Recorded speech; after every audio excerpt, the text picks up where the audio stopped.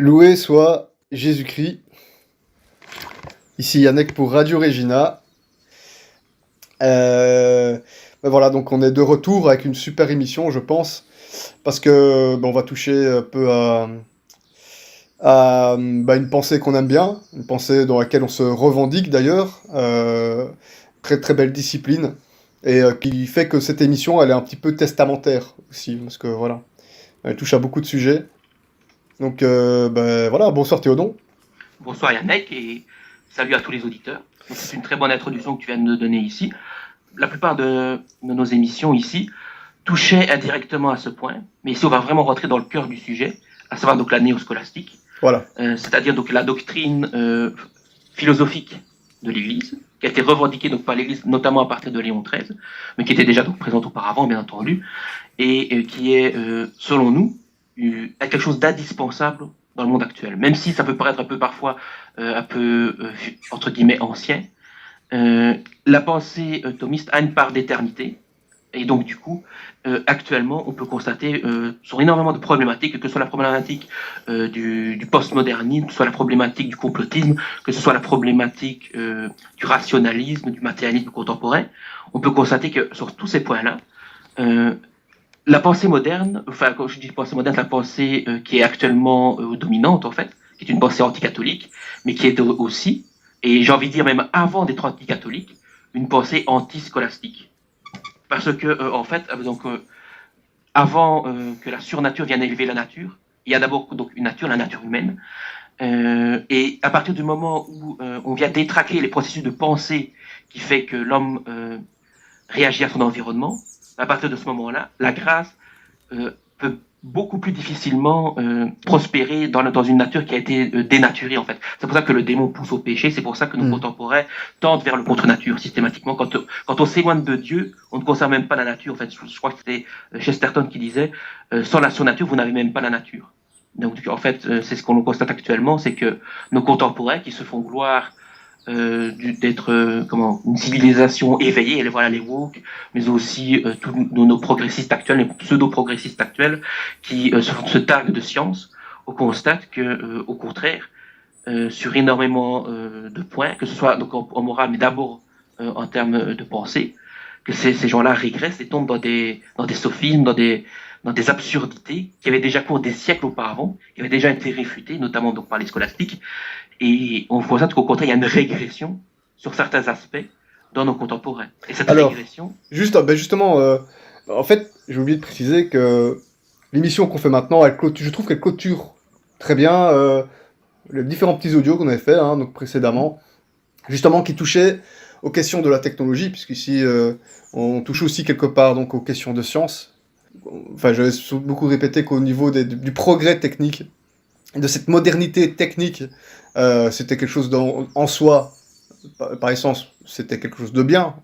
On en avait beaucoup parlé, mais bon, qu'il y avait à côté de ça l'abandon de l'essentiel, de Dieu, et donc aussi du cadre moral entourant tout ce progrès technique. Et justement, cette question touchait également le grand débat la grande discussion qu'on avait autour de la pensée systémique et antisystémique, liée directement au concept modernité contre tradition, au sens guénonien du terme. Tu te souviens un petit peu de ça. Ça, c'était dans la contre-révolution maçonnique, mais bref. Voilà, il y a un peu, à l'heure actuelle, ces deux mondes qui s'affrontent entre la pensée, la conception linéaire du monde et la conception cyclique. Et que nous, de base, on est censé être dans la conception linéaire, mais sans en mettre, évidemment, la question surnaturelle, quoi. Tout simplement. Qui relève de l'éternité.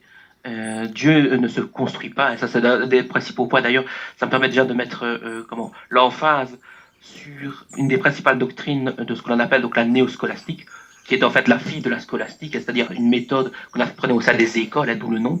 À la base, donc la scolastique c'est une méthode d'apprentissage, qui est après devenue donc ce qu'on appelait la philosophia perennis, la philosophie pérenne, qui est l'enseignement, on va dire, à la fois du sens commun, du réalisme au sens catholique, en fait, c'est-à-dire qu'il va considérer que nos idées sont à la fois présentes dans notre esprit en tant que conception mentale, mais sont aussi présentes en Dieu.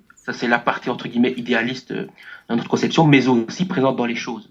Et ça, c'est un point très, très important, puisque actuellement, la pensée moderne, entre guillemets, donc quand tu parles moderne, c'est bien évidemment, ce n'est pas le fait que ce soit une pensée qui soit moderne, qui soit mauvaise, c'est la pensée que, enfin, c'est l'idée que c'est la pensée qui domine chez nos contemporains actuellement, en fait, tout simplement. Et donc, cette pensée est divisée en deux erreurs opposées, mais qui se rejoignent sur certains points. À savoir donc le nominalisme, c'est-à-dire donc un système de pensée qui enseignait que nos concepts, nos conceptions mentales sont de simples noms, Ouais. qui n'ont aucune réalité. Il n'y a pas, lorsque l'on pense au concept d'arbre, par exemple, ben, c'est juste un bruit vocal. C'est juste un nom qui n'a aucune résonance dans le réel. Et donc, du coup, ben, on est incapable de décrire euh, ce qui est réellement, en dehors de nos abstractions. Et c'est ça qui va amener l'autre erreur, qui est d'autant plus pernicieuse qu'actuellement elle est généralisée, on peut dire, puisque c'est la tendance de l'esprit humain lorsqu'on rejette le sens commun, à savoir donc l'idéalisme, donc le fait que nos conceptions mentales prennent le pas sur la réalité. Et ça, cette mentalité, cet esprit idéaliste, on le retrouve non seulement chez nos contemporains qui vont l'idéologie par exemple, c'est de l'idéalisme. Pourquoi? Parce que Mhm. l'idéologie c'est un ensemble de conceptions intellectuelles mais qui ne cherche pas à s'appuyer sur le vrai mais à le modeler. On ne cherche pas à décrire le réel, on cherche à le transformer. C'est ce que l'on voit avec la pensée évo qui va chercher voilà à modifier l'histoire, à modifier la réalité, même tout simplement au nom de soit de ce qu'ils entendent par égalité, l'équité, enfin, etc. Tous les délires qui actuellement autour de ce qu'on appelle Mhm. les SJW, l'égalité de la justice sociale, Mhm. même si la vraie justice sociale elle est catholique, mais bon, pas le son. C'est vrai.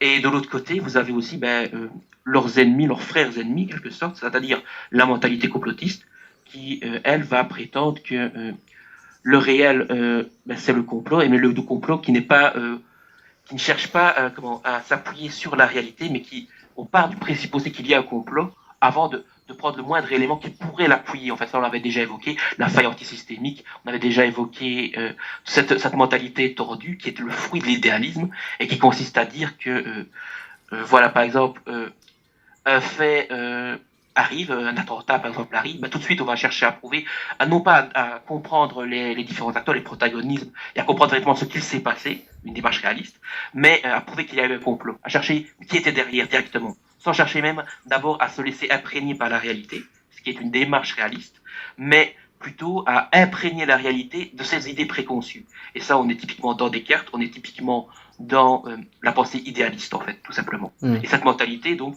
elle est particulièrement vicieuse puisqu'elle flatte l'orgueil. Puisque justement le fait de se laisser imprégner par le réel, ça veut dire que déjà on n'est pas soi-même le tout du monde, on reçoit de l'extérieur nos impressions, et c'est là aussi ce qu'on appelle le réalisme modéré du thomisme, qui consiste à dire que nos idées ne sont pas simplement le fruit d'une inspiration divine en nous, mais sont le produit de nos sens ainsi que de notre activité intellectuelle, notre jugement. Et c'est ça que justement, c'est cette liaison sens-jugement qui produit nos concepts.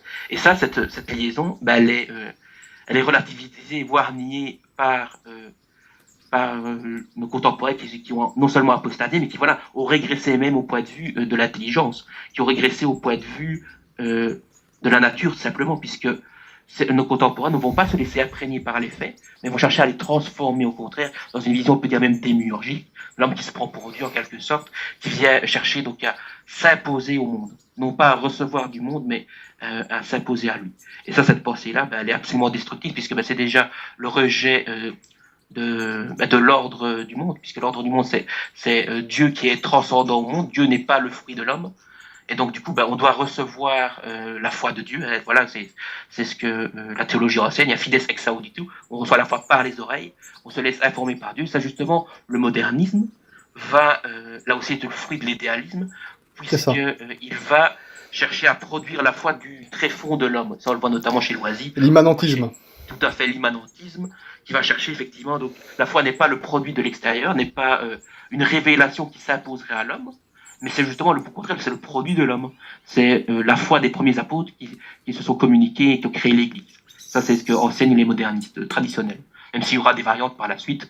Mais en gros, le modernisme, c'est ça. Et c'est un fruit aussi de l'idéalisme.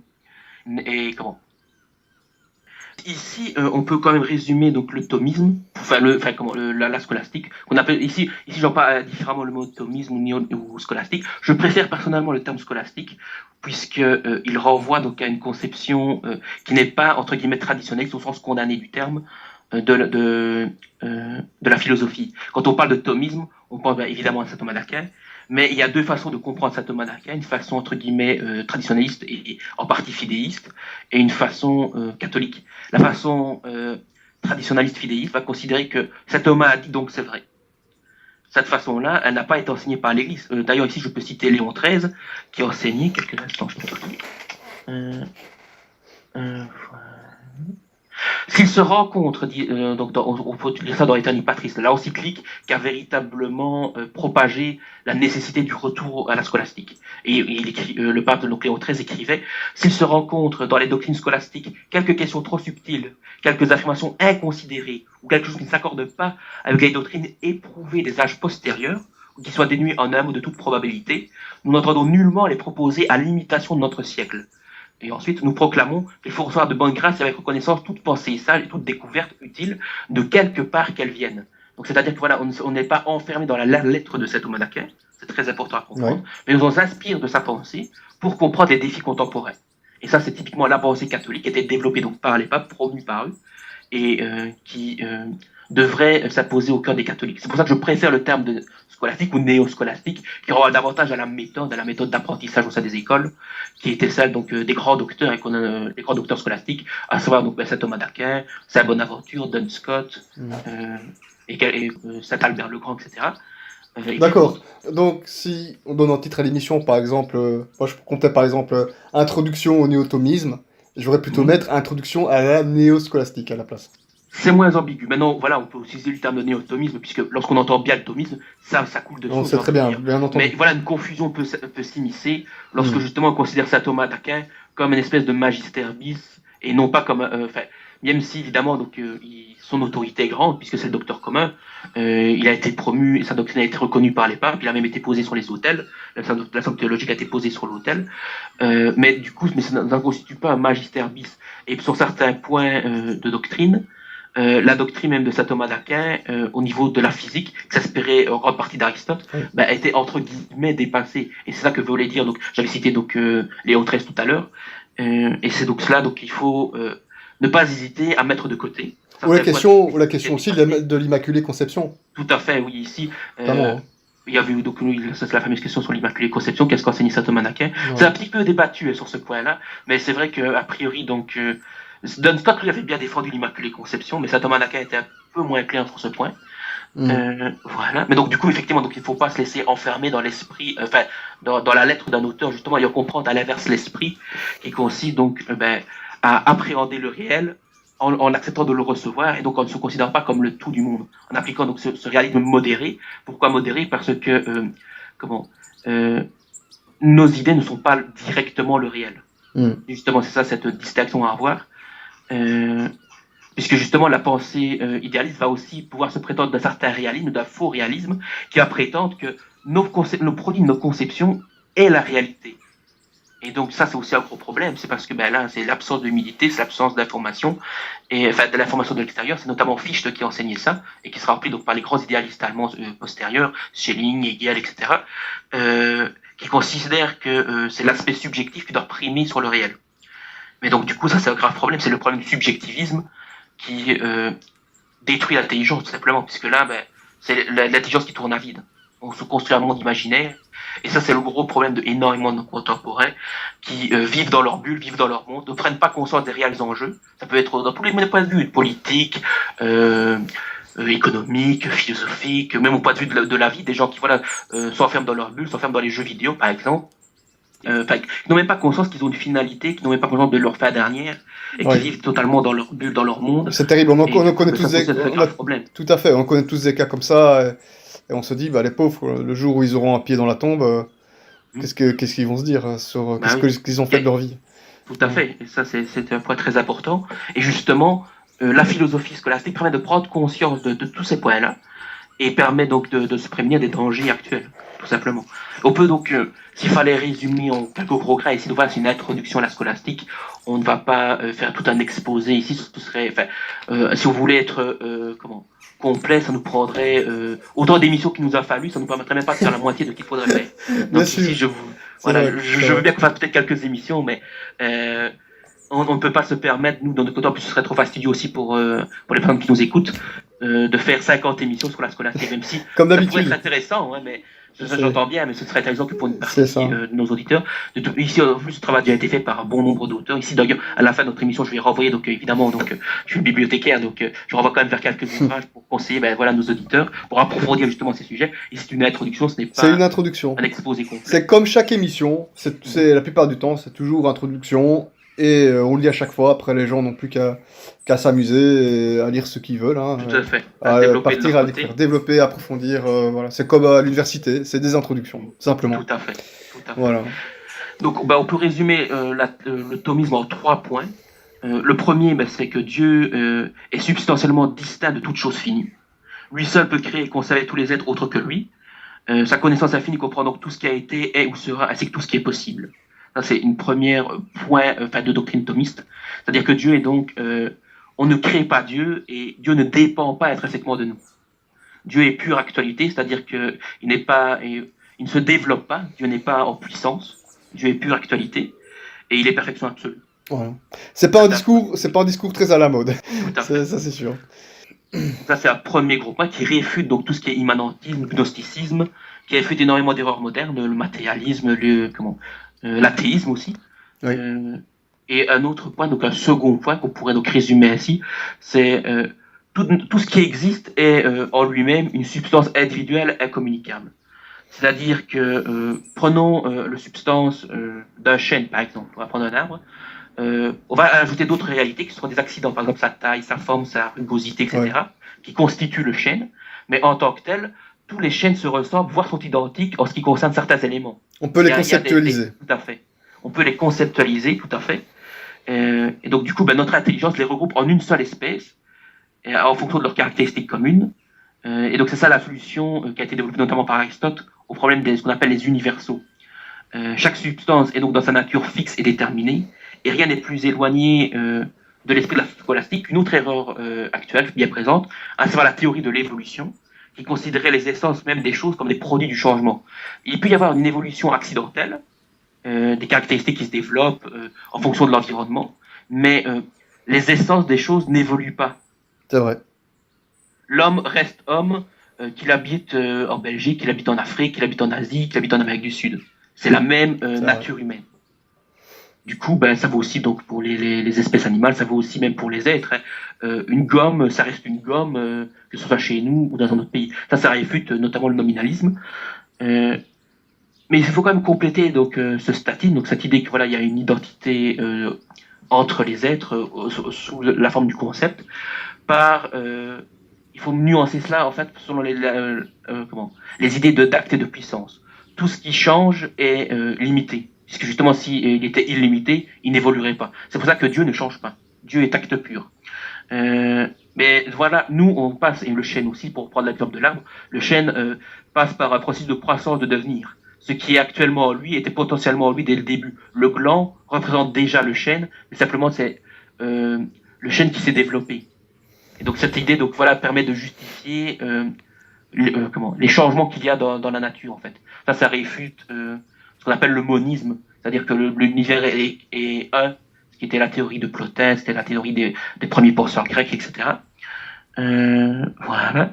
Donc ça c'est la théorie de la puissance et de l'acte. Ici je ne vais pas développer puisqu'évidemment ça demanderait là aussi tout un cours à lui tout seul. C'est inutile de toute façon, voilà. Après les gens font ce qu'ils veulent, hein, bien sûr.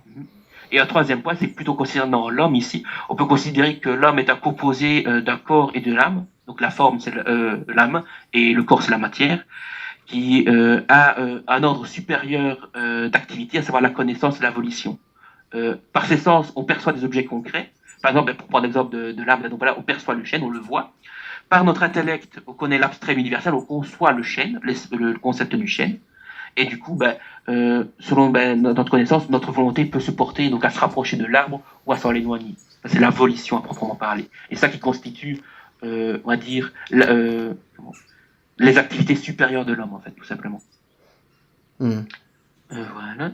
Donc il y a donc une nécessité d'avoir recours au sens pour conceptualiser. Ça réfute Descartes, par exemple, qui lui prétendait que ce sont les idées pures, justement, débarrassées de cette liaison au réel, qui constitue la réalité, justement, à l'inverse.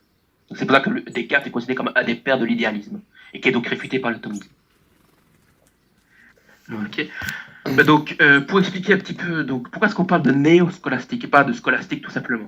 C'est parce qu'il y a eu un déclin en fait de la scolastique, de l'esprit scolastique, aux alentours du 14, fin du 13e, 14e, 15e siècle, qui sont les siècles de la Renaissance, la dite Renaissance païenne et humaniste, Oui, bien sûr. que l'on a déjà donc évoqué dans plusieurs émissions, Ouais. et nos auditeurs savent qu'on ne l'apporte pas spécialement dans notre cœur. Ouais.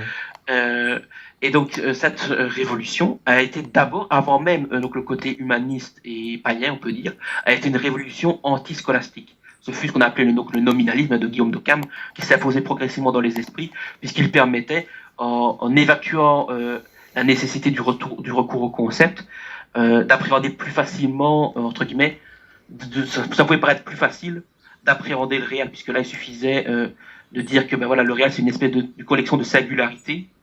Et du coup, ben, il n'y a pas à réfléchir sur quels sont, par rapport au point de vue, par exemple, de la doctrine. Par exemple, voilà la question que tu avais évoquée tout à l'heure, la question donc, de l'immaculée conception. Bah, du coup, dans une conception nominaliste, toutes ces questions n'ont absolument aucun sens, puisque ce sont des constructions verbales de toute manière. Donc ça permettait, ça facilitait une certaine paresse d'esprit qui allait amener justement un dédain de l'esprit scolastique, en fait, tout simplement. Voilà. Et oui, aussi, donc, du coup, ça c'est un peu notre faute ici. Donc ça, j'ai évoqué l'aspect extérieur, c'est l'aspect donc l'envahissement de nominalisme qui facilitait la paresse de l'esprit humain et l'esprit renaissant qui rejetait aussi la révélation.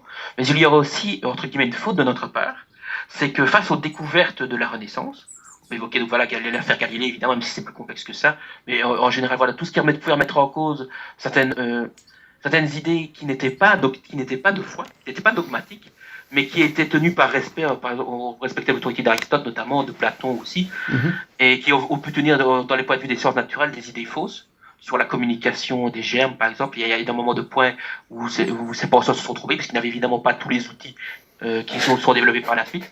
Et malheureusement, beaucoup de penseurs scolastiques s'en sont tenus à la lettre de ces penseurs-là, en fait. C'est pour ça qu'ici, on parle bien de néo-scolastique, parce que justement, on a bien compris que c'était ça notre faille à cette époque-là.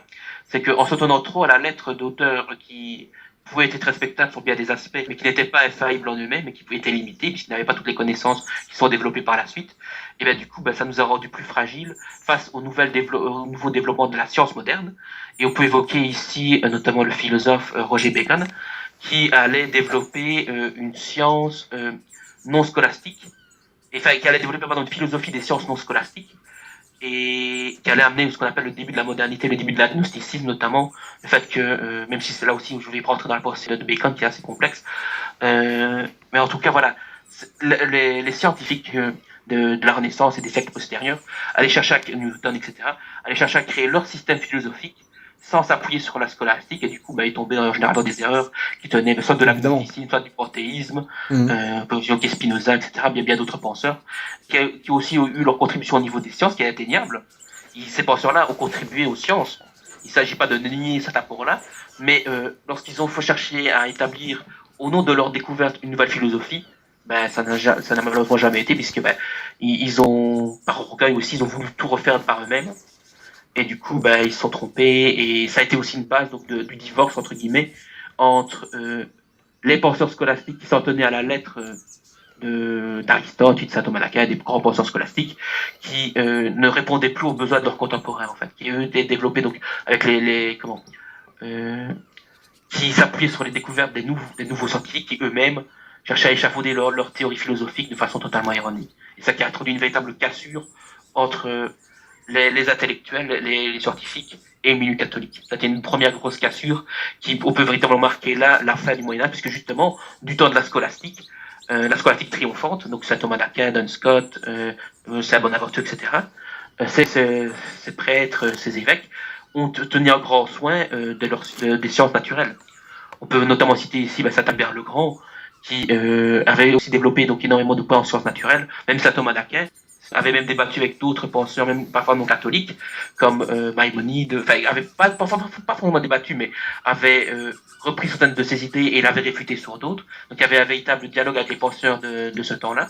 Tandis que dans les siècles de ce qu'on appelait la scolastique décadente, entre guillemets, mais ce dialogue, ce combat aussi, puisque ben voilà, il s'agissait aussi de combattre les nouvelles état d'esprit, ouais. Avait diminué. C'est ça qui a permis justement à la révolution d'emmagasiner des points et de conquérir progressivement les esprits. Donc là, ça a été une première étape dans la rupture donc, entre la modernité, donc, enfin, entre ce qu'on appelle la modernité et la pensée de l'Église. Et au XVIIIe siècle, ben, la situation était catastrophique. La scolastique semblait bien morte. Il y avait une absence d'esprit métaphysique, une incompréhension des sciences modernes, qui fait que c'était le libéralisme, le laïcisme, le rationalisme qui ont monté en flèche. C'était le fameux siècle des dites lumières, qui évidemment n'étaient pas scolastiques, et qui attaquaient foncièrement l'Église, et qui eux-mêmes ont versé dans des erreurs terribles, le matérialisme, idéalisme notamment, qui commence à développer, rationalisme notamment, et voilà le cartésianisme qui a bien fait son œuvre. Et c'est justement au début du XIXe siècle que les premiers penseurs allaient recommencer donc avec le suite au désastre de la Révolution. Les penseurs catholiques se sont dit bon, il faut aussi reconquérir le terrain sur le plan de la pensée, puisque ben voilà, la Révolution française s'était faite au nom des idéologues, c'était le terme qu'avait évoqué Napoléon, les idéologues qui étaient déconnectés du réel. Et il s'agissait donc pour la pensée catholique, à ce moment-là, de retrouver l'esprit du réel, de retrouver ses racines. Et donc il y a eu une première étape de redécouverte de l'esprit scolastique. On peut évoquer donc ici Jacques Balmet, Sanseverino, énormément de penseurs qui ont précédé Léon XIII, mais c'est véritablement avec l'action de Léon XIII, donc du coup, grand pape, qui allait remettre en fait la pensée catholique entre guillemets à jour. Le véritable aggiornamento, ce n'est pas Vatican II qui l'a orchestré, c'était déjà Léon XIII qui l'avait fait, et qui l'avait très bien fait, puisque lui répondait véritablement au problème du libéralisme, de la société chrétienne et de ses rapports avec l'Église, de la famille, la condition des ouvriers, l'exégèse.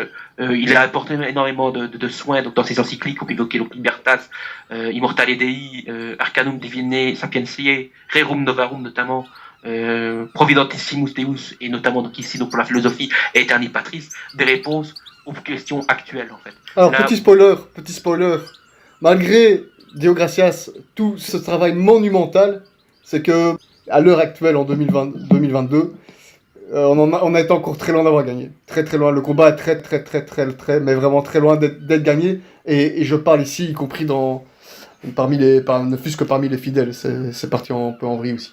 Voilà. Mais tout à fait, mais là, t'as bien fait, parce que là, tu me devances un petit peu. Donc, il y a une seconde cassure qui s'est opérée. On peut dire que Vatican II allait entre guillemets la cause à dire de cette nouvelle cassure. Même si, donc, je vais y venir. Voilà. Voilà, et évidemment, donc après, les successeurs de Léon XIII ont toujours été dans son sens. Sapidis avait établi ce qu'on appelle les 24 thèses thomistes, qui sont le résumé officiel de la philosophie, donc du docteur Angélique, qui sont vivement recommandé, mais on peut même dire que le magistère est engagé dans son motu proprio du 29 juin 1914, où il dit que si quelques autres doctrines a été recommandées par les pontifes romains avec des louanges particulières, en tel sens même qu'aux louanges joignissent l'invitation et l'ordre de la répandre et de la défendre, c'était seulement dans la mesure où elle s'accordait avec les principes de saint Thomas, ou qu'elle n'est s'y opposée en aucune manière. Là, on avait véritablement l'idée que les principes thomistes, les principes de la scolastique, devaient être tenus.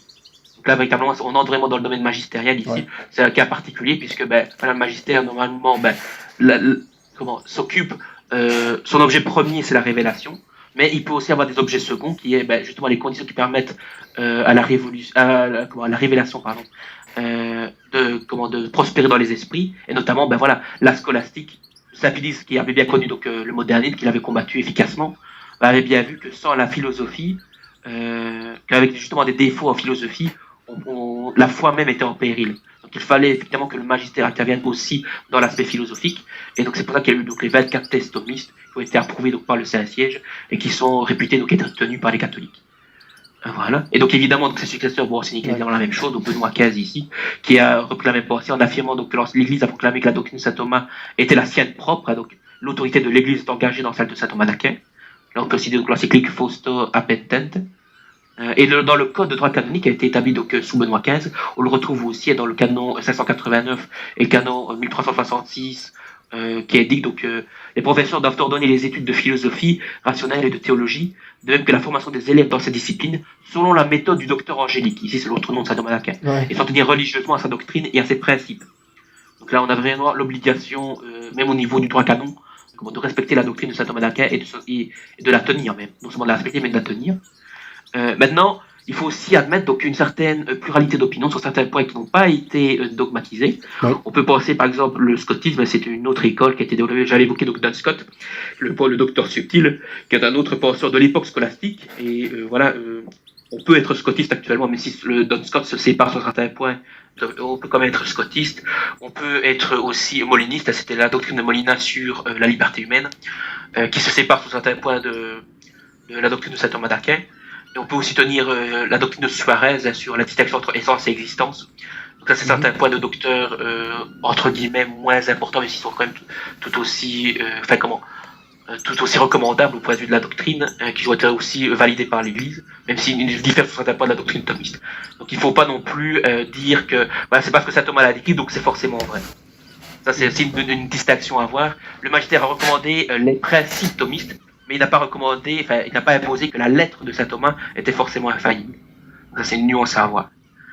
Très bien. Donc, ça, c'est dit. Donc, on peut donc aussi évoquer, donc, déjà à partir de Léon XIII, et donc après sur Saint-Pie X et même sous Pie XI, dans un certain nombre de penseurs. Ici, j'avais évoqué tout à l'heure donc Jacques Balmès, qui était un philosophe espagnol. On peut évoquer aussi San Severino, donc en Italie, Liberator aussi en Italie, qui étaient des précurseurs donc au niveau de la développement du thomisme. Le cardinal Sgliara également, le père Cornoldi, et bien d'autres. Le père Klötgen en Allemagne, qui tous donc ont cherché à répondre aux erreurs modernes, mais en s'en tenant donc à la rigueur du thomisme originel. Ils ont évité de trop innover. Et il faut remercier ici un autre penseur, un penseur belge ici, qu'on a déjà évoqué plusieurs fois, qui est un grand évêque, un grand cardinal même, qui s'appelle donc le cardinal Mercier, qui lui va véritablement rénover, entre guillemets, dans le sens adapter le thomisme aux difficultés modernes. Voilà. Il va notamment chercher à développer ce qu'on appelle la critériologie, et donc la doctrine sur la doctrine sur les moyens d'établir la certitude de nos idées, de notre connaissance. Alors, le cardinal Mercier, j'imagine qu'on va pas juste faire que l'évoquer. Hein. J'imagine. Tout à fait. Là, c'est un grand sujet. Donc, cardinal Mercier, donc on a déjà abordé dans plusieurs émissions. Il y a déjà eu fatalement l'émission sur l'histoire de la Belgique. C'est un personnage incontournable, celui qu'on appelle le grand cardinal et qui a été d'une certaine influence politique durant la Première Guerre mondiale, ne fût-ce que ça, à ce niveau-là.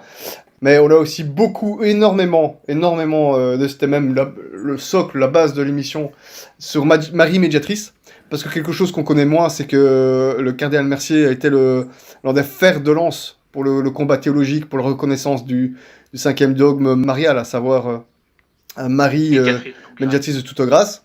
On a fait vraiment 2 émissions sur le sujet.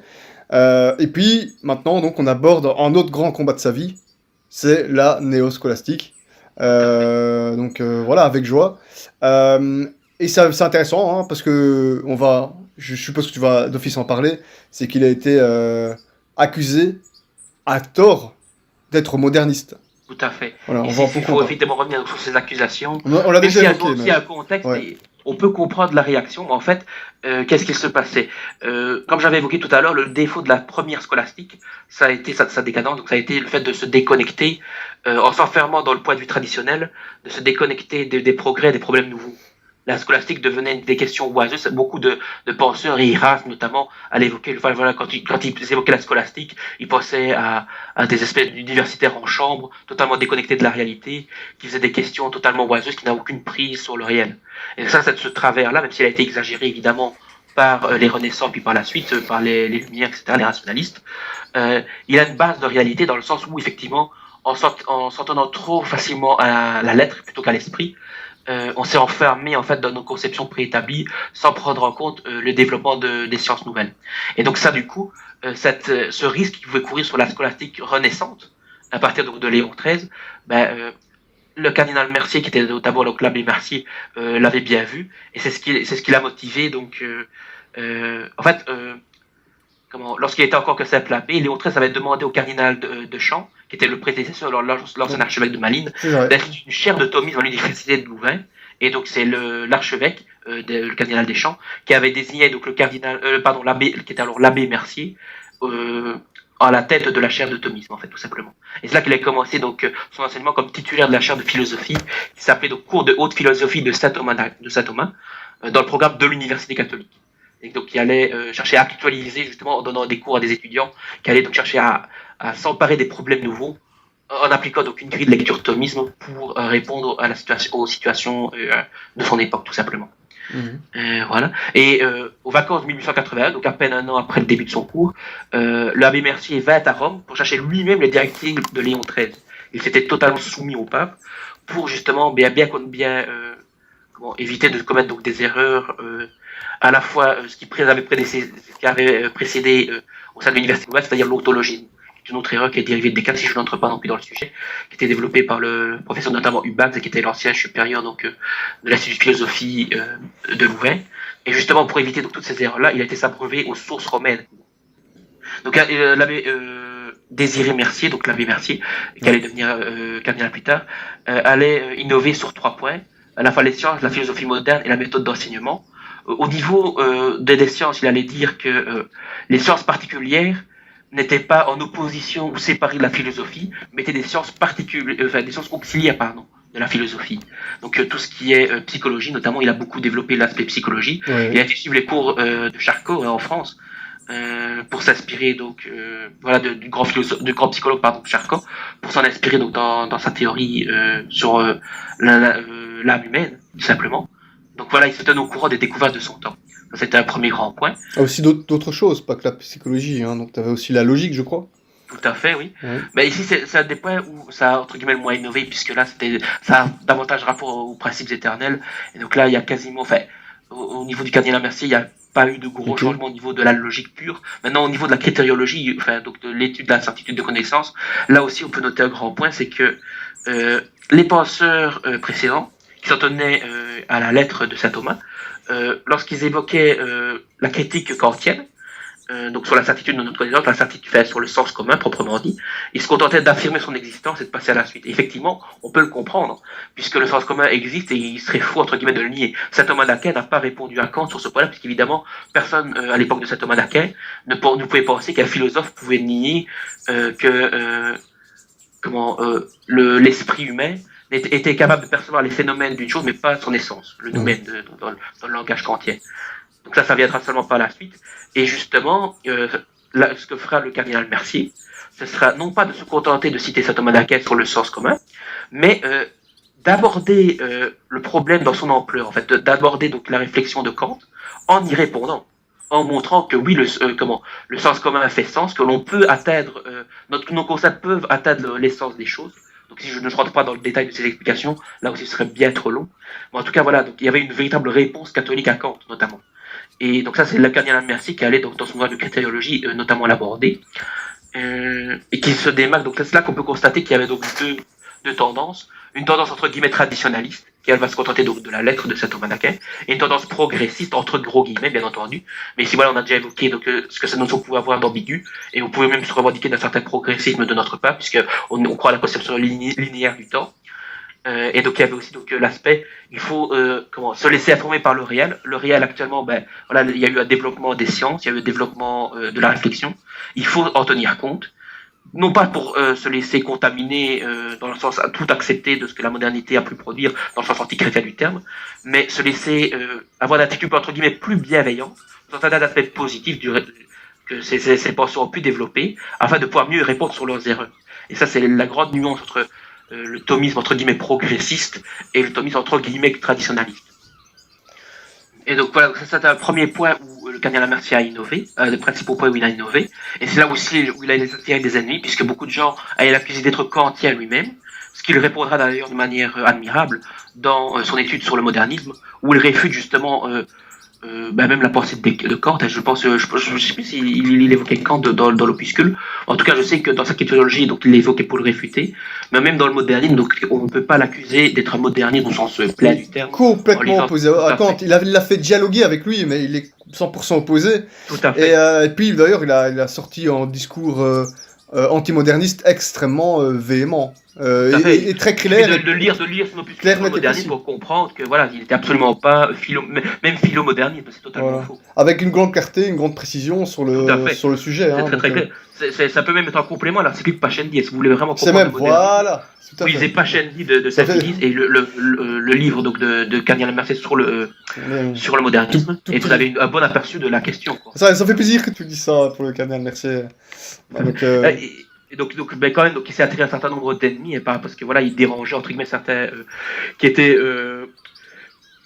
qui avait peur en fait justement ce débat par rapport aux sciences et à la mentalité moderne et ce que l'on voit toujours actuellement. Et voilà, lorsqu'une nouveauté arrive, beaucoup de nos frères en ouais, chrétienté chez nous. Hein. ont une attitude d'abord d'hostilité. On l'a déjà évoqué sur nos émissions sur la technologie, c'est déjà un sujet qu'on a déjà abordé Voilà, auparavant. c'est toujours pareil. C'est aussi une mentalité qui est présente, qui peut se comprendre sur un certain point, mais qui exagérément pousse à abdiquer notre réalité actuelle pour se réfugier dans des chimères. Hein, voilà, on préfère rester entre nous, entre petits groupes, c'est une mentalité entre guillemets sectaire au sens moderne du terme, plutôt que d'aborder la réalité dans sa complexité. Tu vas voir que ça va être ça. Malheureusement, c'est triste, mais ma main au feu, sans évidemment, je prédis pas l'avenir, mais voilà, je sens bien que ça va être pareil avec la voiture électrique, je sens bien que ça va être pareil avec la réalité virtuelle Mais et tout à fait. toutes sortes de nouvelles technologies qui vont arriver. Hein, C'est systématique en fait, ça depuis. C'est compliqué en fait. Mais en même temps, ça répond aussi à notre esprit humain a besoin de stabilité. Donc là aussi, le fait qu'il y ait quelque chose qui vienne déranger nos certitudes, nos conceptions intérieures, ça nous pousse à nous remettre en question, ça nous pousse à l'humilité, et ça nous pousse aussi à un travail sur soi-même et sur les autres. Et ça, notre paresse joue contre, notre orgueil joue contre, parce que ça renvoie à une problématique qui est entre guillemets éternelle, puisqu'elle est consubstantielle à l'esprit humain tel qu'il est, enfin qui remonte, pas éternel, mais en tout cas qui remonte à la création, à savoir donc les préjugés. C'est-à-dire que considère que les préjugés sont un peu la sagesse accumulée des siècles et sont aussi, d'autre part, nos propres conceptions que l'on forme, évidemment. Donc voilà, comme je le disais, donc, notre intelligence conceptualise à partir du réel, mais lorsqu'elle aborde un point nouveau, elle va s'appuyer sur ce qu'elle connaît déjà. Et du coup, on va l'aborder avec nos préjugés. C'est pour ça qu'il ne faut pas nécessairement donc, mépriser les préjugés, mais il faut ne pas hésiter à savoir les dépasser. Et ça, c'est le problème qui est dans chaque être humain. C'est il ne faut pas nier toute idée de préjugés. Voilà, nos contemporains qui disent oui, il faut absolument refuser tous les préjugés, c'est n'importe quoi. Non, parce que ça fait partie de la nature humaine. Mais de l'autre côté, il ne faut pas non plus s'enfermer dans les préjugés, ne pas refuser d'admettre une réalité en dehors de nos préjugés, puisque là, on tombe dans l'ordre de l'idéalisme. On tombe, c'est pas nous qui nous informons pas le réel, c'est nous qui informons le réel. Et à ce moment-là, c'est la folie, quoi. C'est au bout du chemin, c'est la folie. Si je ne l'avais pas évoqué, mais l'idéalisme conduit à la folie. Oui, évidemment, évidemment. Combien de... Parce qu'on si on aborde les questions de complotistes, combien de complotistes en HP, en hôpital psychiatrique? Tout à fait. Et là, j'aimerais citer donc des philosophes idéalistes allemands, pas justement par rapport à l'aspect de l'idéalisme, mais qui disaient ceci. J'affirme sans hésiter que l'affirmation, l'existence du monde ne consiste qu'en notre pensée, est pour moi le résultat d'une hypertrophie de la passion de la connaissance. J'ai été amené à cette conclusion principalement par la torture que j'endure pour surmonter l'idéalisme. Quiconque tente de prendre cette théorie au sérieux, de la traverser de force et de s'y identifier, sentira certainement que quelque chose est sur le point de se briser dans son cerveau. Et ça, voilà, c'est voilà un philosophe idéaliste qui l'avouait. L'idéalisme détruit l'esprit, détruit l'intelligence. Et ça, on le retrouve à la fois dans le phénomène du complotisme, tu l'as évoqué tout à l'heure, mais aussi voilà, dans l'idéologie woke également. Hein, voilà, c'est des gens qui n'hésitent pas à se contredire d'une page à l'autre, qui tiennent des théories absolument délirantes. Et abrutissantes, comme pas possible. Ouais, tout à fait. C'est incroyable. Et mais après, on cite deux types d'idéologies. Mais il y en a blindé dans l'histoire. Si on résume évidemment, voilà, on peut développer donc sur énormément de points. Ça, quand tu vois même les identitaires, pour prendre notre exemple, qui voilà s'imaginent, voilà, nous sommes les hyperboréens, etc. Alors que voilà, dans la réalité, c'est pas tout à fait la même chose, j'ai envie de dire. Les mauvais. C'est vrai ça. Voilà un autre cas d'idéalisme. Je suis désolé, et ça produit les mêmes effets. Voilà. Oui, on n'avait pas clashé suffisamment de monde ici. Je valide bien. Voilà. C'est un autre point sur lequel le cardinal Mercier innova et sur lequel il a fait beaucoup d'ennemis, ça a été qu'il a abandonné le latin, non pas dans le sens où il rejeta le latin, mais dans le sens où il comprit bien que s'en tenir aux exposés scolastiques en latin, c'était se couper du peuple, c'était se couper de l'ensemble des gens. Il y a comme actuellement on vit dans une société qui est gangrénée, mais à foison par toutes ces erreurs issues de l'idéalisme, du nominalisme qu'on a évoqué tout à l'heure. Bah, du coup, si on ne forme pas aussi les humbles, ceux qui ne connaissent pas le latin, bah, du coup, le peuple est contaminé. Et c'est pour ça que dans ses cours, il allait donner les cours en français et non plus seulement en latin. Même s'il allait conserver le latin en tant que langue internationale. Il voulait que le latin reste la langue des séminaires. Il n'était pas comme les modernismes dans les années 60 qui voulaient abolir totalement le latin. Mais au contraire, il était pour affirmer le latin, mais pour aussi reconnaître que les langues vernaculaires pouvaient aussi donner les concepts de la philosophie et pouvaient aussi permettre de développement philosophique. C'est pour ça que caractéristique aussi de la néoscolastique par rapport à l'ancienne, c'est que les traités les écrits néoscolastiques sont pour la plupart en langue vernaculaire. Il y a très peu d'exposés néoscolastiques qui sont seulement en latin. Vous pouvez les trouver en français, en anglais, en espagnol, en allemand, dans toutes les langues en fait, qui sont justement mis à la disposition du peuple pour pouvoir lutter contre. Justement, on retrouve aussi cette idée de il faut répondre aux problèmes actuels. Donc le problème actuel, c'est que les intelligences sont contaminées, et donc pour sauver les intelligences, pour les guérir, il faut aussi les éduquer directement, sans réserver la philosophie aux prêtres et aux évêques, comme c'était le cas lors de la scolastique, ou comme la société avait pensé plus ou moins correctement, il y avait toujours l'esprit du sens commun, il n'y avait pas de nécessité de donner des cours de philosophie au peuple, puisque le peuple pensait à peu près droitement, il recevait la révélation, et donc tout allait bien. Donc on pouvait réserver les connaissances philosophiques aux prêtres et aux évêques qui étaient véritablement les savants. Mais ici, malheureusement, ce n'est pas le cas, puisque il y a des savants qui sont laïcs, il y a eu le développement, donc, comme je l'avais évoqué tout à l'heure, suite à la décolonisation scolastique, il y a eu le développement d'une science païenne, ou du moins non chrétienne, et aussi nos contemporains sont contaminés, nos frères en catéchèse sont contaminés, et donc du coup pour les aider à guérir de ces maux, il faut aussi donner un enseignement en français. Et ça allait aussi être très mal vu par beaucoup de personnes qui estimaient que c'était dénaturer la philosophie, que c'était contraire à la scolastique originelle, ce qui est en partie vrai, mais quand on comprend que la situation actuelle, les choix du cardinal Messier s'imposaient tout simplement. Oui, c'est ça, complètement. Voilà. Et donc il allait fonder donc aussi des revues, et ça c'est aussi un point nouveau, c'est que pour justement disséminer les idées scolastiques, le cardinal Messier allait défendre fonder la revue néoscolastique, où des articles de différents auteurs allaient pouvoir être publiés. Il édita ses ouvrages de cours, donc ces cours n'étaient pas seulement réservés donc à l'université catholique, mais il les édita en livres, que l'on peut retrouver aussi sur le site Archive, il y en a énormément. Vous avez donc la psychologie, la logique, l'ontologie, la chrétologie générale et d'autres ouvrages. On avait évoqué aussi l'opuscule de cardinal Messier sur le modernisme, et là aussi, le magistère avait emboîté le pas, puisque Saint-Pie l'encyclique Pascendi, c'est une bonne partie, c'est un traité de philosophie. Et du coup, ça a été mis à la disposition de tous les fidèles, puisqu'il fallait justement les former sur l'erreur du modernisme. Et donc là aussi, on voit la différence par rapport aux temps anciens, où les encycliques étaient peu discernes justement sur l'aspect philosophique, puisqu'il n'y avait pas de problème à ce niveau-là. Voilà. Donc on peut aussi évoquer tous les petits du cardinal Mercier, il y en a eu donc énormément. On peut citer le chanoine de Nice qui a été l'auteur de la cosmologie, qui a donc justement répondu au niveau de la biologie. Il a tenu compte des développements de la biologie moderne pour justement répondre aux questions liées à la cosmologie du coup. On peut citer Monseigneur de Ploague, qui était aussi un grand penseur catholique belge, qui a écrit donc le conflit de la morale et de la sociologie, une réfutation de Durkheim par saint Thomas, avec aussi appuyé sur les développements plus récents. Donc là aussi voilà un penseur moderne, Durkheim, qui a énormément contaminé les esprits en sociologie, et notamment en sociologie. Et il fallait une réponse catholique. Et là aussi, on retrouve cette idée réponse catholique à des penseurs modernes. Puis il y avait beaucoup moins dans les penseurs précédents. Lorsque les scolastiques originels répondaient à des erreurs, ils n'en faisaient pas un traité spécifique. Il n'y avait pas un traité contre les nominalismes, par exemple. Il y avait un passage de la Somme contre les gentils, ou certains passages qui pouvaient servir de réfutation, mais il n'y avait pas véritablement de réponse organisée, structurée, comme il y aura lors de la néoscolastique. Dans la néoscolastique, vous aurez véritablement des ouvrages qui ont été écrits contre des auteurs en particulier. On peut aussi évoquer donc un autre fils spirituel du cardinal Mercier, Monseigneur Santoul, qui écrira Kant et Aristote, qui est un professeur à Sao Paulo au Brésil. Il écrit donc un ouvrage de réfutation de Kant. Voilà. Et donc, du coup, comme il voulait une philosophie amie des sciences, ben, ça déplaisait non seulement aux catholiques, ici on l'avait évoqué, mais aussi aux scientifiques au sens... Enfin, comment les scientifiques non catholiques, tout simplement, les scientifiques rationalistes ou antichrétiens, qui voyaient d'un mauvais œil aussi l'apparition de catholiques sérieux qui venaient les contester sur le terrain de la science. Ouais. Donc là, voilà, le cardinal Mercier a reçu des coups des deux côtés, en fait, du côté des rationalistes, qui l'accusaient de dévier la science au profit de la religion, et du côté des, entre guillemets, traditionalistes, au sens, voilà, critiquable du terme, qui l'accusaient de dévier la religion. Donc les deux côtés, ils recevaient des coups, en fait, tout simplement. Ouais. Et donc, du coup, il n'y a pas que ça, évidemment. Par la suite, on peut évoquer, donc, ici je vais simplement faire que les citer, mais voilà, ce sont des grands noms, donc évidemment, n'hésitez pas à vous renseigner davantage sur eux.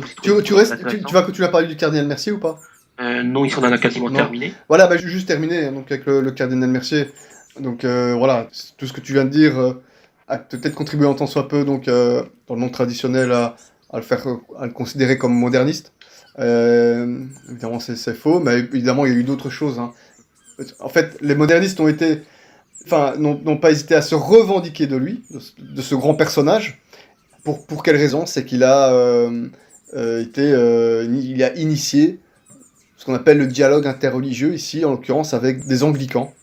Donc, au lieu d'aller un peu de faire de la disputation, il les avait invités, dans son cadre un peu associatif, à la discussion, au dialogue.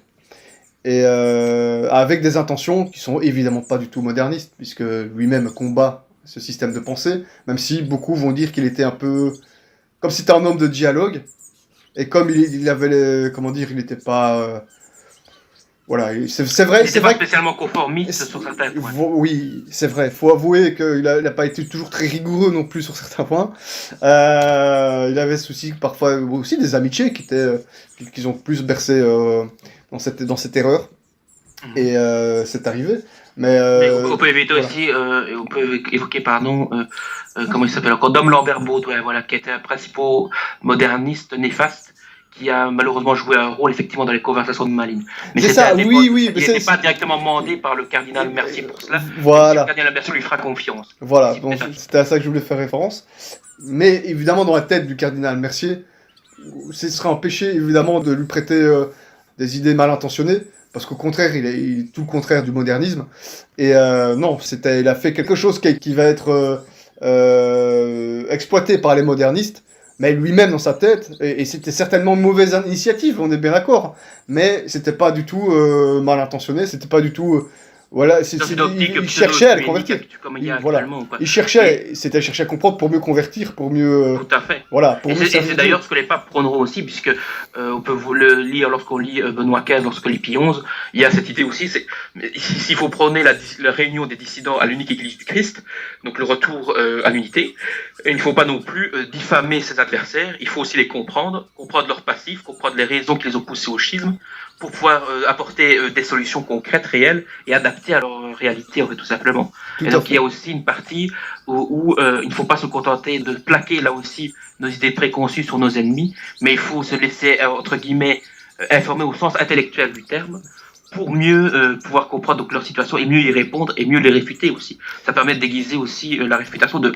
Lorsqu'on comprend son ennemi, on le réfute plus facilement que si on s'amène en croyant le comprendre, on peut se faire étamer, tout simplement. Donc. Alors, Théodon, là, tu viens juste de résumer tout le travail de Radio Regina, hein, sans vouloir vanter ou quoi que ce soit, mais c'était exactement notre ligne depuis le départ, depuis nos premières émissions. On s'est toujours revendiqué de ce système de fonctionnement, c'est comprendre comment les gens fonctionnent, en allant un peu à la source, en regardant au-delà des accusations, les accusations gratuites que même chez nous on pourrait leur faire.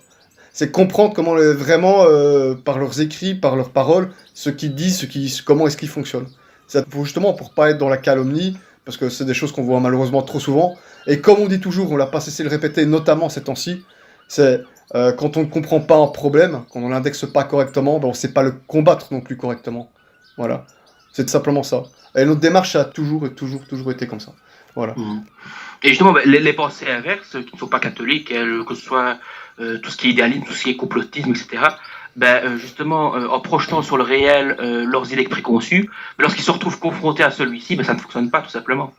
Et donc non seulement leur mode de pensée les pousse à la folie, mais en plus, même dans leur objectif qui est de combattre leurs ennemis, ça ne fonctionne pas.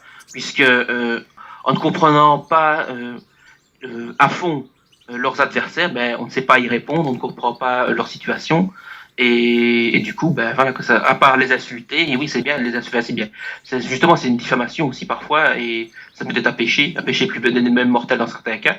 Et du coup, oui, ça ne mène à rien. Et justement, donc l'approche, entre guillemets, accueillante, qui est prônée donc par les entre guillemets progressistes, que ce soit le cardinal Mercier ou les autres, et qui ont suivi donc cette pensée, est au final bien plus efficace pour répondre aux problématiques actuelles, plutôt que de se contenter en ne s'informant pas du tout, de dire c'est mauvais, c'est condamné, et sans rien réfléchir, tout simplement. Ouais, Et voilà, c'est ce qu'on retrouvera aussi, c'est pas comme ça qu'on aussi, procède. allait autoriser donc des rencontres entre guillemets interreligieuses qui n'ont rien à voir avec Assise, puisqu'à Assise c'était prier ensemble pour la paix, c'était une espèce d'indifférentisme qui était sous-jacent, puisque ça mettait le culte catholique au même niveau pour la paix que les faux cultes païens.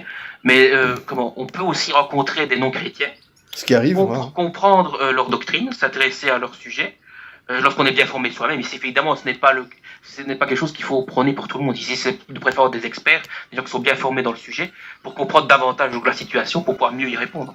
Voilà. Donc il y a eu entre guillemets des dialogues avec des musulmans, avec des protestants, avec des schismatiques orientaux, avec des judaïques. Voilà. Mais la démarche n'est pas du tout la même. Voilà. Voilà, la démarche n'a rien à voir, puisque le but, ça reste d'abord de comprendre le réel, et ensuite d'amener les âmes à Dieu, tout simplement. Voilà, donc du coup, c'est avec cette démarche-là que on peut éviter un certain nombre d'erreurs, même si l'autre écueil du dialogue, c'est pour ça que ça ne doit pas être réservé à n'importe qui, c'est que le dialogue, il y a deux écueils en fait, c'est que on peut manquer de science. C'est pour ça que voilà, c'est quelqu'un qui vient de se convertir, qui était auparavant membre d'une erreur, on va pas l'amener débattre directement avec les parties de son ancienne erreur, il risque de se faire recontaminer tout simplement.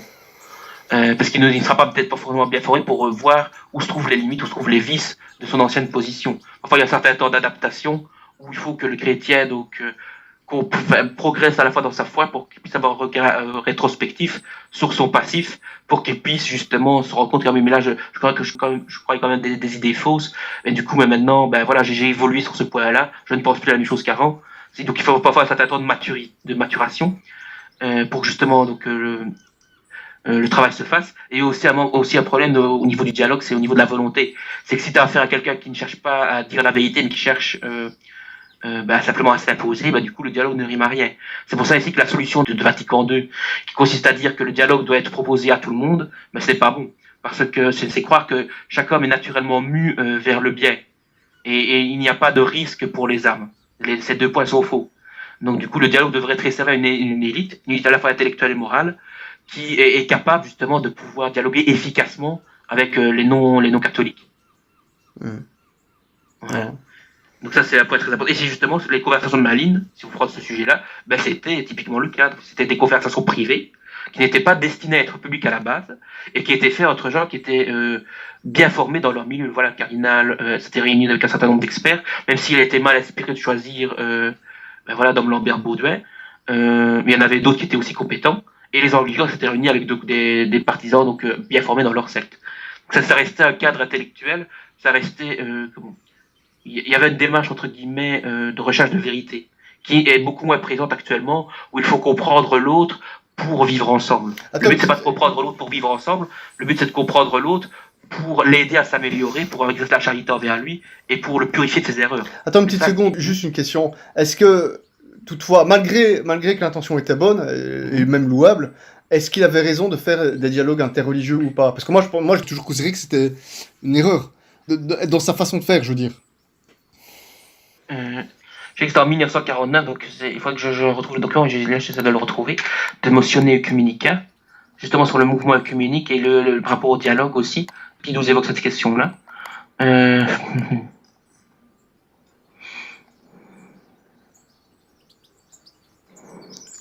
C'est vrai que pour pas induire les auditeurs en erreur. Tout à fait. Donc voilà, donc il y avait donc une méthode aussi qui était promue donc pour les rencontres œcuméniques, donc ce qu'on peut appeler voilà les rencontres avec des non-catholiques. Donc dans comment c'est encore dans l'instruction voilà sur le mouvement œcuménique de 1949 de Motione Ecumenica, le Saint-Office, avec l'approbation de Pie XII, avait édicté ceci, donc dans la méthode, pas d'ambiguïté. Quant à la méthode à suivre dans ce travail, les évêques eux-mêmes prescriront ce qu'il faut faire, ce qu'il faut éviter, et ils exigeront que tous se conforment à leurs prescriptions. Ils veilleront de même à ce que, sous le faux prétexte qu'il faut beaucoup plus considérer ce qui nous unit que ce qui nous sépare, on est typiquement dans François Zéron, on ne nourrisse pas un dangereux indifférentisme, surtout chez ceux qui sont moins instruits des questions théologiques et dont la pratique religieuse est moins profonde. On doit éviter en effet que dans un esprit que l'on appelle aujourd'hui irénique, la doctrine catholique, qu'il s'agit de dogmes ou de vérités connexes, ne soit elle-même par une étude comparée et avec désir d'assimilation progressive des différentes professions de foi, assimilée ou accommodée en quelque sorte aux doctrines des dissidents, ou bien que la pureté de la doctrine catholique est à en souffrir, ou que son sens véritable et certain en soit obscurci. Ils écarteront aussi cette manière dangereuse de s'exprimer, qui donnerait naissance à des opinions erronées et à des espoirs fallacieux, qui ne pourront jamais se réaliser, en disant par exemple que l'enseignement des souverains pontifs, dans les encycliques sur le retour des dissidents à l'Église, sur la constitution de l'Église, sur le corps mystique du Christ, ne doit pas être tellement pris en considération, puisque tout n'est pas de foi, ou, ce qui est pire encore, que dans les matières dogmatiques, même l'Église catholique ne possède pas la plénitude du Christ, mais qu'elle peut être perfectionnée par les autres Églises. Et là aussi, on trouve Vatican II, il faut s'inspirer des différents cultes. Lorsque Jean-Paul II a été voir les Lutaya, il est venu en tant que pèlerin, il l'a dit lui-même. Alors on est typiquement dans ce qui est condamné, donc c'était condamné. Ouais, on est très très loin de la volonté de Pie XII. Mais donc voilà, donc, dialogue, oui, mais dialogue dans la vérité et avec pour but la réunion des dissidents. Pas en cherchant à créer une espèce de mix entre la religion catholique et les dissidents. Ça a toujours été ça la doctrine de l'Église. C'est ça. Très bien. Tu voulais encore ajouter des choses aussi par rapport voilà, donc par rapport à ça, justement, là, comme tu avais évoqué donc, la conversation de Malines, là, je retrouve vraiment le point que je voulais dire. En fait, c'est de la prudence dans les réunions mixtes. En ce qui regarde les réunions et les conférences mixtes entre catholiques et non catholiques, qui, dans les derniers temps, ont été organisées en beaucoup d'endroits pour promouvoir la, entre guillemets, réunion, dont la foi, la vigilance et les directives des ordinaires sont particulièrement nécessaires.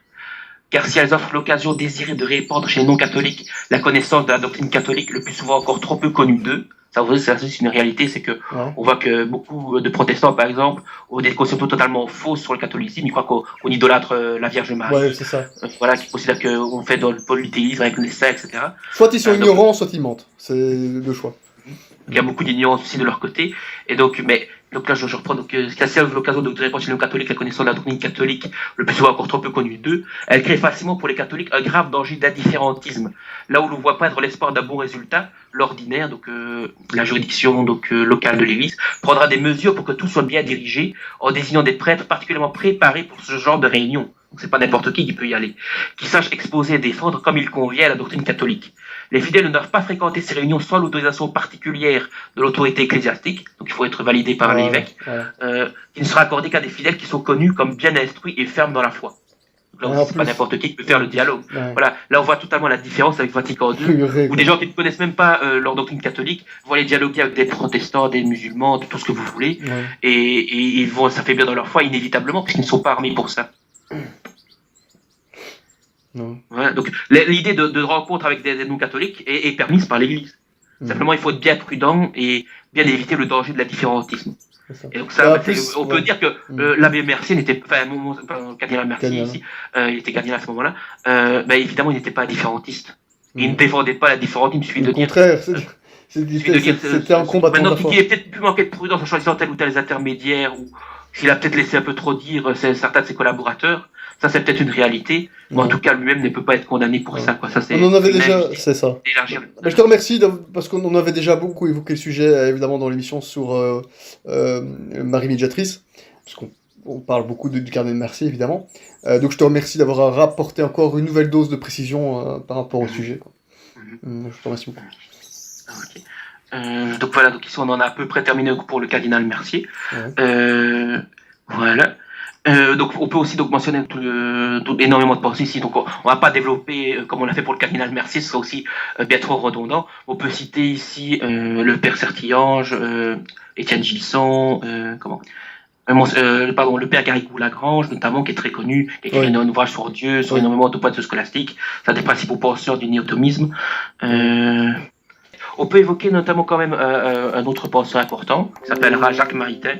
Évidemment, qui allait amener, entre guillemets, directement à la rupture. la Ouais. seconde rupture qui a lieu par rapport à l'esprit scolastique, qui a été celle des années 60-70. Lui, par Qui a été contre, on celle se de la rapproche plus du modernisme. Là, Tout à fait. ça veut Au dire. début, non. Au début, non. Au Justement, début, ça qui a non. été Bien le sûr, dire, la c'est première que période, ouais. la première période, il a écrit des ouvrages tout à fait intéressants, que ce soit la philosophie bergsonienne, ou répondre à Bergson, Théonas, antimoderne, arrêt scolastique. Ouais. Il a notamment répondu à René Guénon. Ça sera d'ailleurs donc. Ça, donc, c'est intéressant. Ça, c'est on très, très peut, intéressant. voilà, comment le guénonisme est une forme d'idéalisme.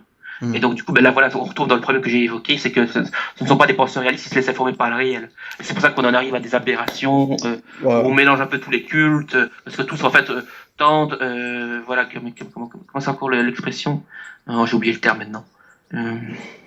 L'unité transcendante des religions. C'est l'expression de Fridtjof Schuon, qui était un grand penseur pérennialiste, donc l'école guénonienne est assimilée. Je te remercie, parce que là, on a vraiment bouclé la boucle. Hein. C'est ça. Parce que ça aussi, c'est notre combat. Hein. Tout à fait. Et donc Maritain a cherché à répondre donc, à Guénon. Il y a répondu efficacement sur la base du thomisme, même si, à partir des années 30, c'est difficile à dire le moment où il a basculé. Maritain, sous l'influence, on parle de sa femme, on parle de l'influence de les mauvaises langues diront que c'est parce qu'il avait épousé une juive d'Odessa. Oui. Qui était peut-être encore trop resté influente, peut-être trop influencé par le bergsonisme, puisqu'à la base, lui et sa femme venaient du bergsonisme. Il y en a aussi qui diront que c'est lié à l'influence allemande, c'est parce que, il cherchera à répondre à Carl Schmitt notamment. Il a eu peur de la doctrine développée par Carl Schmitt, et il cherchera donc à développer ce qu'il appelle donc la nouvelle chrétienté, qui sera à la base de ces genres par la suite, donc pour envoyer ceux qui ont étudié et critiqué Maritain, donc l'abbé Mainviel et d'autres, qui ont donc cherché à répondre donc, à Maritain sur ce terrain-là, sur le terrain de ce qu'on appelle le personnalisme. Ils considèrent, enfin, vous ne pouvez peut-être pas entrer sur le terrain du personnalisme, c'est aussi un sujet qui sera assez complexe en lui-même. Mais en tout cas, voilà, donc il y a eu une déviation de la part de Maritain, mais pas seulement de lui et de beaucoup de penseurs qui pouvaient être formés par le néotonisme, mais qui, dans cette recherche justement d'être en contact avec le monde actuel, on est venu à appliquer les principes. Et c'est ça le danger, effectivement. C'est un danger qui est réel. C'est le danger qui est de et justement, c'est pour ça aussi qu'on peut citer, donc j'avais cité tout à l'heure, l'instruction du Saint-Office sur les réunions mixtes, qu'il fallait réserver donc cela à des personnes autorisées, donc des personnes bien aguerries sur le sujet. C'est que justement, si on n'est pas aguerri ou si on se laisse dévoiler, et du coup, on perd la foi ou en tout cas on la met en péril. Et c'est ce qui s'est passé pour beaucoup de monde qui, à force de parler de dialogue avec le monde, en est venu à approuver le monde. Et ça, c'est la logique moderniste, néo-moderniste plutôt, qui s'est mise véritablement en branle avec Vatican II et ses suites. Ici, donc, on ne va pas aussi revenir sur Vatican II. Il y a énormément de personnes qui l'ont déjà évoqué sur ce terrain-là. Donc là, c'était pas notre sujet ici, mais voilà, il y a eu ce basculement qui s'est organisé. Mais du coup, chez les catholiques restés fidèles, qui n'ont pas abandonné, donc, au nom du dialogue avec le monde, toute foi, en fait, puisque voilà, le modernisme est destructeur de la foi. Il y a eu cette tentation qui était compréhensible, encore une fois, face à toute cette menace, de repli. De repli sur ce que l'on savait déjà, donc sur la foi, sur les sacrements, sur la messe, ce qui est très très bien. C'était une première étape nécessaire. Mais actuellement, sans comprendre le monde actuel, on s'éloigne de plus en plus de lui. On tombe de plus en plus facilement dans l'idéalisme. Voilà, nos émissions sur la contre-révolution massive le démontrent que nos milieux sont malheureusement affectés par le complotisme, par toutes les formes d'idéalisme, le romantisme aussi, qui est bien présent, l'identitarisme, etc. Et donc, du coup, on perd de vue le réel, tout simplement. Et c'est ça que, voilà, dans nos épisodes d'origine, on est certes très critique vis-à-vis des faux penseurs de la dite modernité, mais on est quand même favorable au progrès, au réel progrès, au progrès dans la science, au progrès dans la foi et au progrès de la religion, tout simplement. Et c'est ça pour un peu résumer, voilà, donc Radio Regina, notre objectif, ça a toujours été le progrès des âmes. Et voilà, donc je ne sais pas quoi rajouter de plus. Bon, après, je ne sais pas si sur le court et moyen terme, ça, on a beaucoup de fruits. On prie pour ça. Sur le long terme, évidemment, ici, on se doute bien que nos émissions ne seront écoutées que par quelques personnes. On espère quand même qu'elles auront du fruit. C'est pour ça qu'on les fait, c'est parce qu'on espère que... Susciter la réflexion susciter des réflexions, peut-être des remises en question de certaines erreurs préconçues qu'on pouvait avoir. Ça nous arrivait à nous aussi. Donc, voilà, donc quelque part ici, c'est aussi une forme de réparation en quelque sorte. On a pu aussi croire à des erreurs, on a pu même les propager à certains endroits. Mais du coup, donc ici, on cherche justement à réparer et à améliorer aussi non seulement nous-mêmes en nous éclaircissant, parce que voilà, nos exposés sur Radio Original nous permettent aussi à nous-mêmes d'avoir l'esprit plus clair sur les sujets. C'est de recommander aussi, évidemment, si vous voulez approfondir les points de doctrine, de faire des petites topos. C'est recommandé. Tout ça permet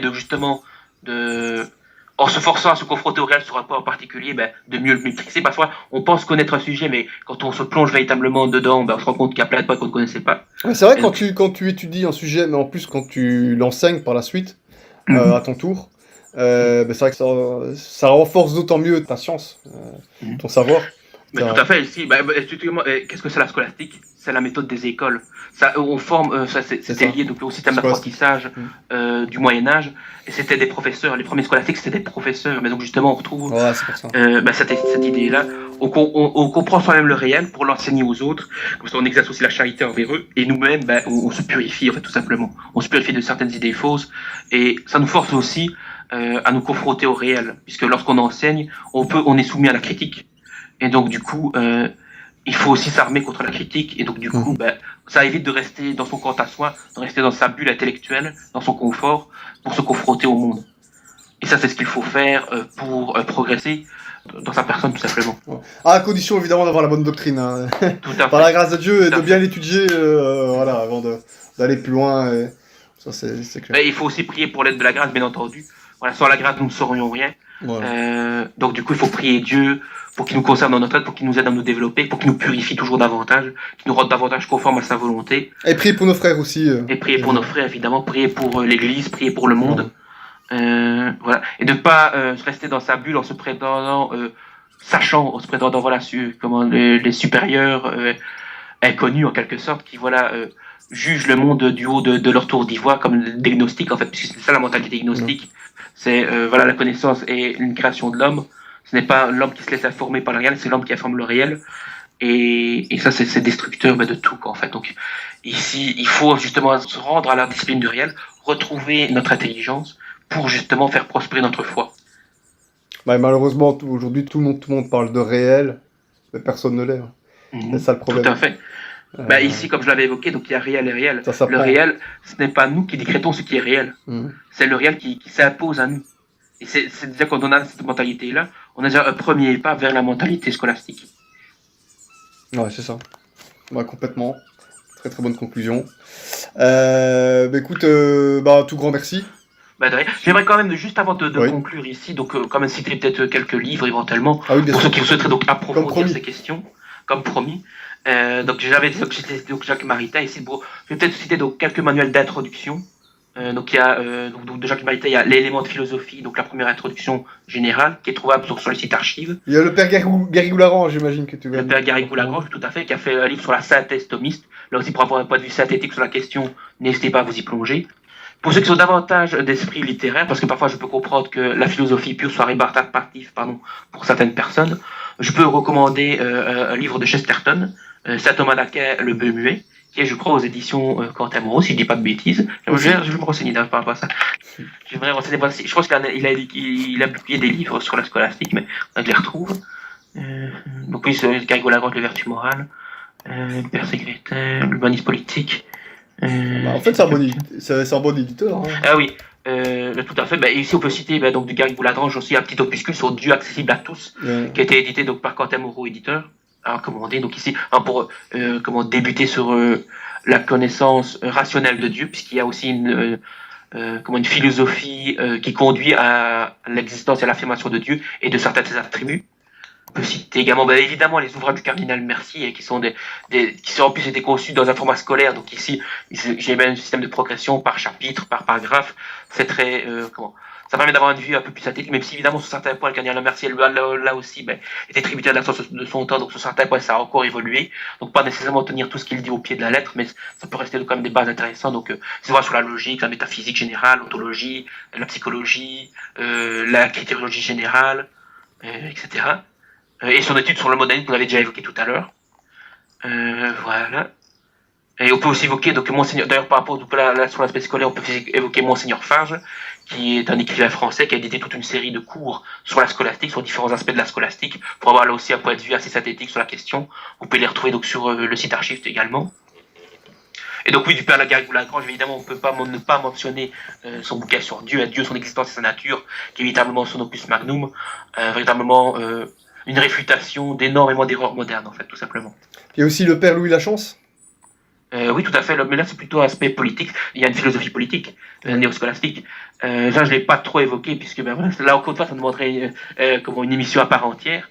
Mais du coup, on peut évoquer effectivement le père Louis Lachance, qui est un père canadien, enfin qui est canadien-français, on va dire ça comme ça, qui a donc écrit donc, l'humanisme politique de saint Thomas d'Aquin, qui est une réfutation notamment du personnalisme de Maritain, justement. Si vous voulez un antidote au nouveau Maritain, ben, il faut aussi lire le père Louis Lachance, ben, c'est très très bon. Voilà. Et ça prouve voilà, que ce n'est pas le thomiste qui est la cause des erreurs de Maritain. Certains traditionnalistes au sens guénonien du terme pourraient avancer l'idée, comme Maritain était aussi un ennemi de Guénon, il pourrait évoquer le fait, c'était une idée commune chez les traditionnalistes, que c'est la scolastique qui était la cause du rationalisme, ce qui est totalement bidon, puisque ben, voilà, c'est simplement la discipline du réel qu'enseignait la scolastique. Ce n'est pas la raison au-dessus de tout. Justement, la raison, elle se laisse informer par le réel. Mais bon, comme pour eux, il n'y a de réel que l'idée. Enfin voilà, enfin, c'est assez complexe tout ça. Je préfère ne pas m'avancer, donc plus ça montre aussi des émissions en particulier, si on a malheureusement, c'est une introduction ici malheureusement. Aussi, une bonne référence aussi, encore un fils du cardinal, fils spirituel du cardinal Mercier, donc c'est le père Tonin, qui est un assomptionniste belge, qui a écrit donc deux précis, un précis de philosophie et d'histoire de la philosophie, très intéressant, pour vraiment avoir une vue complète, une vue précise justement, comme son nom l'indique, sur toutes ces questions. C'est très très intéressant. On peut voir aussi donc l'aspect compréhensif dans son précis histoire de la philosophie, l'aspect compréhensif vis-à-vis des philosophes, de n'importe quel philosophe, mais également une réfutation de leurs erreurs. Donc ça montre à la fois les points positifs et les points négatifs. C'est très intéressant. Cardinal Bio. Ah oui, le cardinal Bio. Là, c'est plutôt orienté théologie. Mais pourquoi pas ici. Là, on a évoqué, effectivement, ça n'a pas que j'aurais dû préciser, on a évoqué la philosophie scolastique, mais il y avait également une théologie scolastique. Mais ici, ça ne rentrait pas spécifiquement dans notre cadre. Ici, on a préféré s'intéresser à la philosophie scolastique. Donc, en tout cas, voilà, Cardinal Mercier, le père Garrigou-Lagrange, vous avez déjà deux bonnes références ici à approfondir. Monseigneur Farge également. Et donc voilà, parmi les autres références, vous retrouver d'autres, évidemment, vous cherchez néotomisme, vous cherchez néoscolastique, vous trouverez d'autres auteurs, on pourrait citer Maurice de Woolf, vous pourrez citer... non, là, si je repars encore. Non. Non, parce que je pourrais passer des heures à citer des auteurs. Ouais, c'est vrai, il y en a comme quelques-uns. Tancred Roth, c'est là plutôt sur le droit naturel. Ouais. Le père Castelin, aussi, le père jésuite belge, qui a écrit justement un bouquin de droit naturel. Tous les Belges, on peut les citer directement. Ça va. Le père Garriguet aussi sur l'aspect économique. Là, on peut voir aussi voilà, une réflexion sur l'économie, qui est un peu ancienne du coup, puisque c'est l'économie du début du XXe siècle. Mais qui reste intéressant, parce que là, on avait véritablement un auteur, un père Sulpicien, qui s'est intéressé aux problèmes actuels, qui a répondu d'une façon catholique et inspiré de saint Thomas d'Aquin. C'est très très intéressant. Voilà. Le père Schwalm aussi, bien évidemment, le père Sortet, Charles Perrin aussi, un autre belge, qui a écrit, donc là c'est plutôt sur l'économie politique, au point de vue catholique. Et Stomiste, évidemment. Victor Brandt, aussi un autre penseur catholique belge. Le père Taparelli d'Azeglio, aussi je l'avais oublié de l'évoquer, jésuite italien, qui est grand penseur de l'ethlarchie, une première forme de mondialisme catholique, qui a écrit donc un essai théorie de droit naturel où il expose ses idées. Très très intéressant. Voilà. Ça me plaît. Très bien. L'abbé Maignan, j'avais évoqué donc le père Garriguet. Ben voilà, donc voilà quelques auteurs ici à recommander. Magnifique. Bah écoute, je pense qu'on a réussi à faire une émission complète sans déborder. Voilà, on a fait un gros résumé, bien évidemment. On pourrait développer mais des dizaines on pourrait faire des dizaines d'émissions sur chaque point, mais voilà, on a voulu donner un premier aperçu, donner l'envie de progresser à nos lecteurs. Puisque c'est ça le but de nos émissions, tout simplement. C'est pas pour que nous on soit célèbres, c'est pour que pour réfuter des erreurs et améliorer donc nos frères en chrétienté, et même ceux qui passeraient là par hasard, qui ne connaissent pas vraiment la philosophie scolastique, qui ne sont pas catholiques, je vous invite aussi à vous y intéresser. Ici, il y avait ma penseur scolastique, néoscolastique même, qui n'était pas catholique, Gonzague Truc, qui a écrit aussi un ouvrage d'introduction à la scolastique. Pourquoi pas le recommander aux non-chrétiens? Ça permettra donc de les former donc la pensée scolastique, de réfuter l'idéalisme qui est prégnant dans nos sociétés, l'idéalisme mais aussi ses variantes, l'existentialisme, etc. Pour justement qu'ils aient, au moins à défaut d'avoir immédiatement la foi, qu'ils aient en tout cas un esprit plus clair, qui leur permet justement d'aborder avec davantage d'assurance les problèmes liés à la foi et à la religion. Sans vouloir passer du coq à l'âne, rien à voir, mais parce qu'on clôture, donc je tenais à dire quelque chose. Je serais pas étonné qu'un jour, par la grâce de Dieu, avec un vrai pape évidemment, que le cardinal Mercier soit canonisé. Ah, pourquoi pas, oui, ça demanderait Il y a eu déjà des une miracles. petite démarche, tout à fait, oui. Il y a eu des miracles aussi. Il y a eu des miracles, donc Voilà. s'ils sont validés par le CSIEG, alors oui, tout à fait, là, je suis tout à fait pour. On en parle dans sera l'émission aussi une bonne- Marie Médiatrice. Hein. Ça sera aussi un coup de pouce aussi, évidemment, donc pour notre démarche ici, qui consiste donc justement à adapter, adapter non pas la foi, mais les outils de la foi à la modernité. Voilà, ça contribuerait et à marquer le coup, tout comme la proclamation du 5e dogme marial, à savoir Marie Médiatrice, co-rédemptrice. Voilà, ça Qui permettrait a déjà de été présent dans le magistère de certains papes, hein, donc ça ne demande plus que la proclamation officielle, j'ai envie de dire, hein, Voilà. Marie co-rédemptrice. Ça rend malade les modernistes et Les modernistes, les protestants, les schématiques, Protestants, tout voilà. le monde est réuni contre ce dogme. Voilà, ça pour La remontrer Sainte que Église de Venise. la Sainte Église est de retour, ce serait magnifique. Tout à fait, c'est un bon c'est départ. Tout à fait. La boucle est bouclée, je pense, parce que franchement, on a vraiment. C'était une émission testamentaire, je pense, qui confirme un peu toutes les autres émissions, qui les chapeautent. Enfin, les choses sont claires. Ni moderniste, ni traditionnaliste au sens hérétique du terme. Voilà. Catholique, simplement catholique, scolastique, et voilà, c'est même pas pour dire catholique et rien d'autre que catholique, voilà.